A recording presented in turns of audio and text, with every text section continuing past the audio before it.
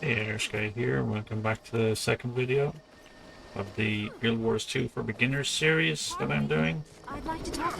Pardon me. So we finished up by just explaining how the heart system worked for quests on this map. Pardon me. I'd like to So talk to you. we already talked, lady. You can stop pardoning me. So just to show, we're going to quickly do the first one here. So we've got a larva tail here and our heart up in the top right corner, if you remember. Up here it tells us the different choices we have to do. We can kill termites, uproot termite larvae, and feed prickly food to hungry moas. So we're going to uproot this guy. That guy come up to be attacked. So that has progressed this a small amount. So we've got a moa here.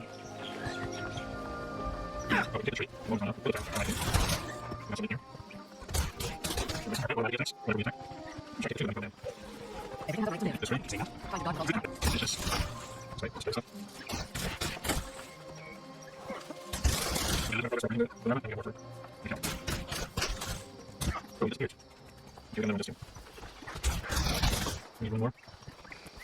There's a tail there.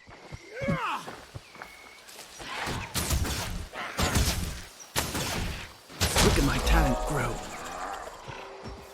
There we go, it's finished. That gave us a lot of XP. You can see our bar filling up and into the next one at the bottom of the screen there. And here's the little part with the coins. When that we've finished it. Gives us some coin and karma rewards. The karma is like another currency, and we also have another level up. And they're giving us an extra little bag for the level up, so we can put that over here. So now we've got 4 extra slots at the end. And now the NPC with the heart now has the solid heart with the karma symbol. Seize the moment. So here we can sell junk if we have junk, or we can buy extra stuff. And just remember to keep an eye on the red text showing that you cannot use it for whatever reason. Sometimes it might be because of your class, or it might be because of your level. So you don't want to buy something that your class can't use. So, next thing, your currencies are going to be shown down here. And it's shared across your account. And that's why mine are kind of high at the moment. You have your wallet over here, which shows you all the currencies in game. So there's different ones for different things. Some are end game currencies, some are like this one are for world versus world. And there's ones for dungeons, some are specific to specific maps or events and stuff. So it can be pretty overwhelming, the amount of currencies that are there. So now we can see on the map that there's another scout here, and we've got those hearts over there.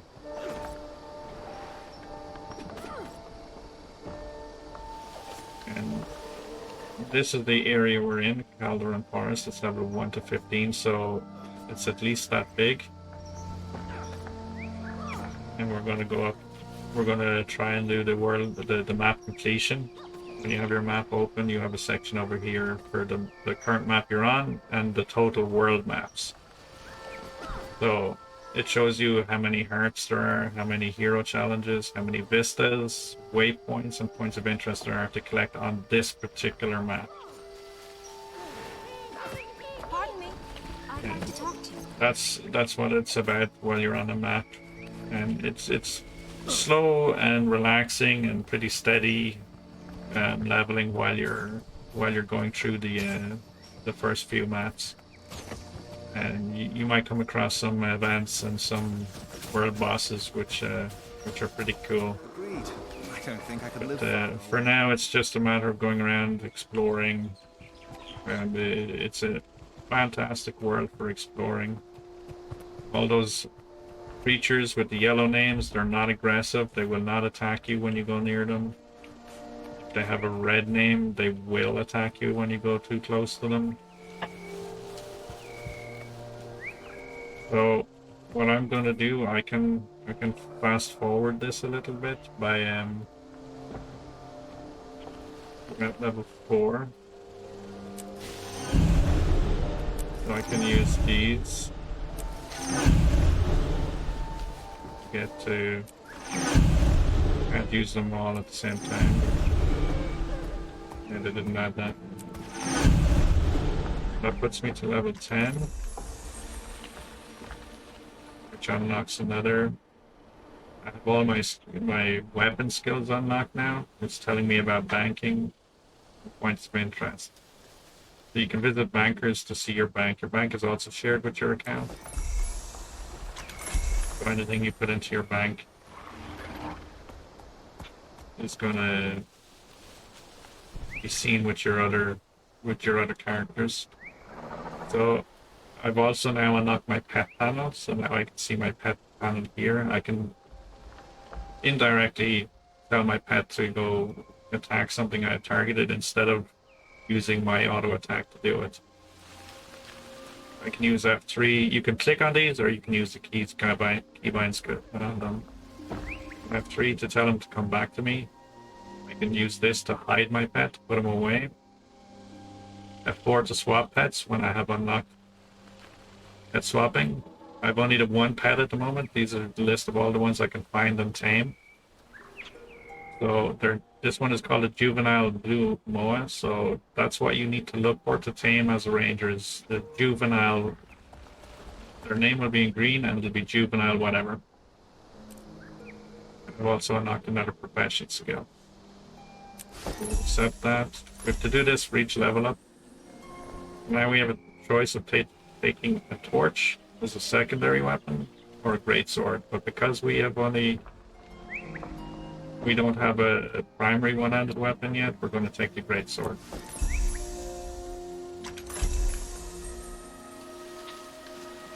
It's telling us about our down skills. When you lose all your health, you're going to go into a down state. You're not going to outright die. So you have abilities that you can use while you're downed, and if you manage to kill something while you're downed, you'll rally or get a second wind. If you go down again after that, you're most likely going to be insta-dead because you were in a weakened state. Vistas are things that you can explore on the map. You can go up onto sometimes they're in a high area and it's like a view and you get XP for activating them. The Backline Trading Company is basically the cash shop where you can buy stuff. It's all cosmetics and some convenience items. There is a currency exchange that I mentioned in the previous video briefly, where you can actually use your gold to buy gems, or you can use gems to buy gold. Completely your choice. If you want to reuse real world money to buy gems to turn into gold for your character, there's nothing to stop you doing it. But you can also use the in-game gold that you build up, but it's slow to build up, so it can take a while until you get used to the different things that can be done doing it.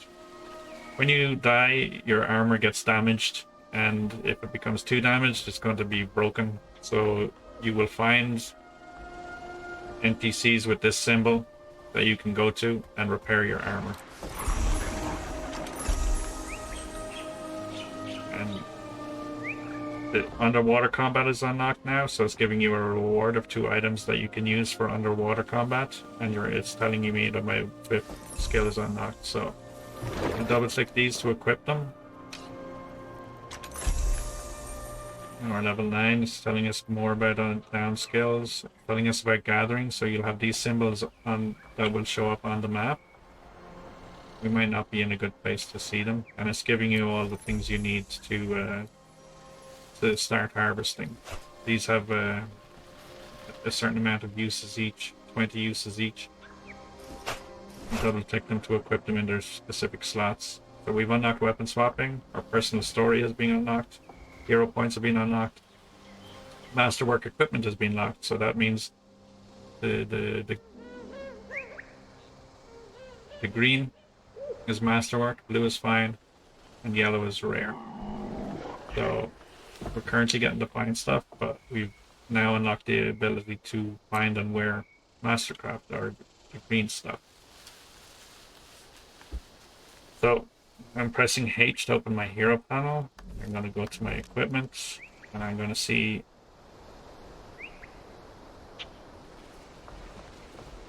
the helmet, but it's more of a mask. I can wear it now.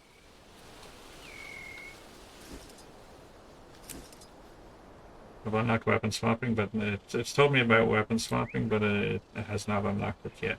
So that was not nice.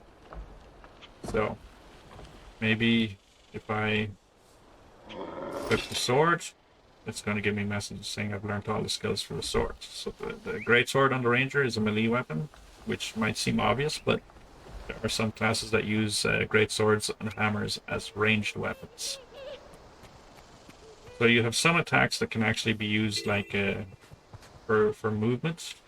So you got your basic auto attack. There's a slam in front of you. This one is a leap. You see combo finisher leap, it says. I can use it to jump.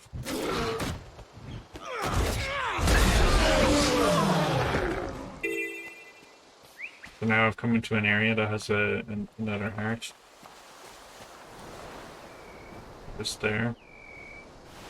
And it's telling me that I need to defeat undead, revive territory markers, rebuild fortifications, and square. But we're not going to go through another heart. We've already shown you what those are about. So we just came to our second waypoint. So now we can. Now that one has a light in it, inside it. That shows that we've unlocked it, so we can travel to it. So there will be other waypoints that we can. They've given us access to travel to waypoints in other starting areas. So you're not, because you might start playing with a friend who creates a human who starts here by Divinity's Reach, so you can fast travel to them, and so on. So that's a little bit about the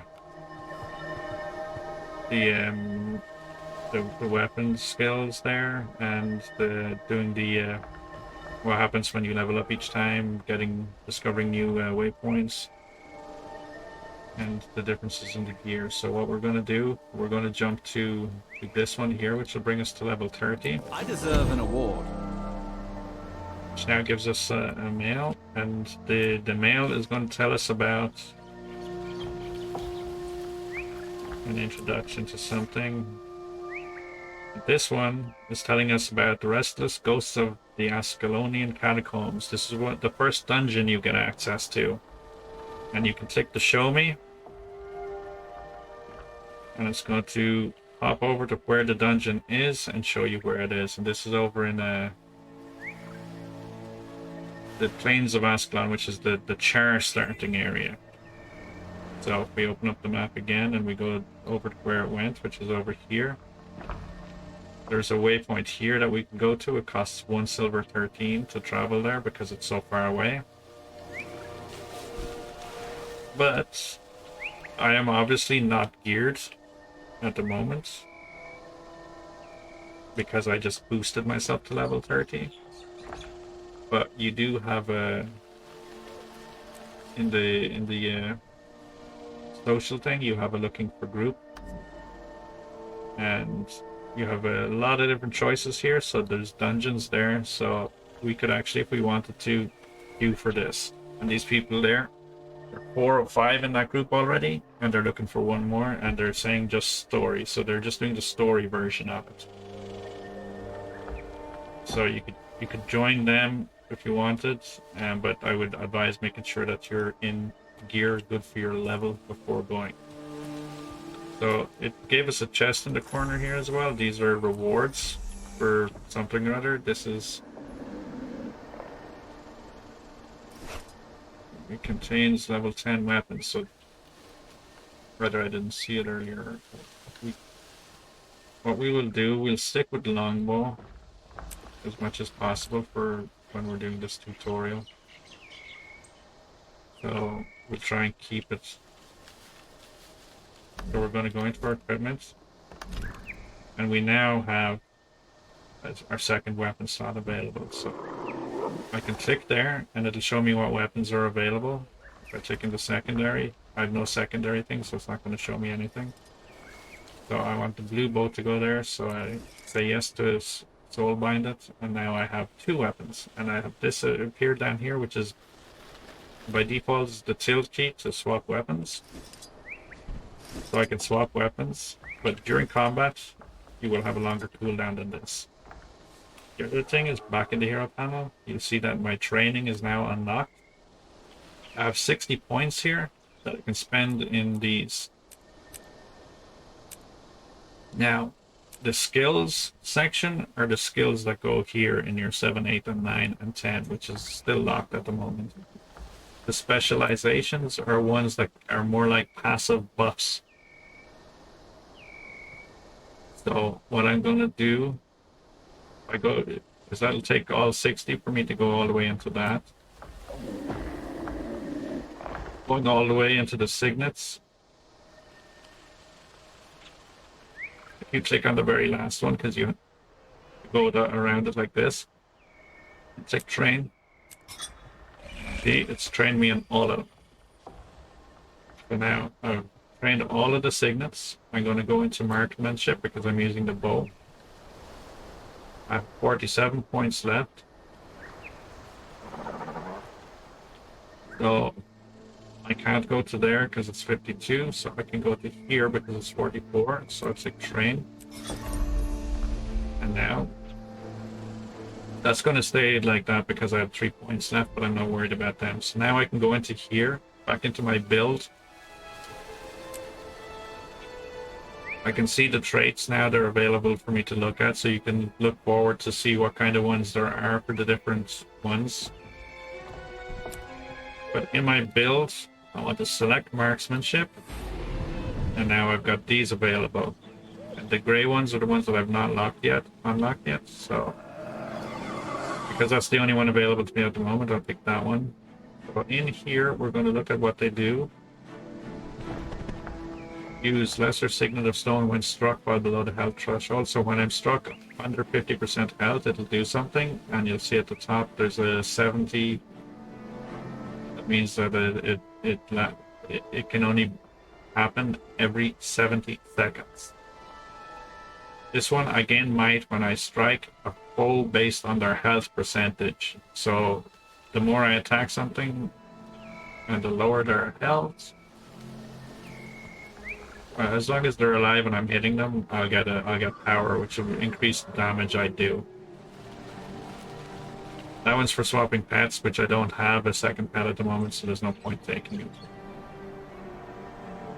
So this is about activating a signet. When I activate a signet, it grants me fury to nearby allies.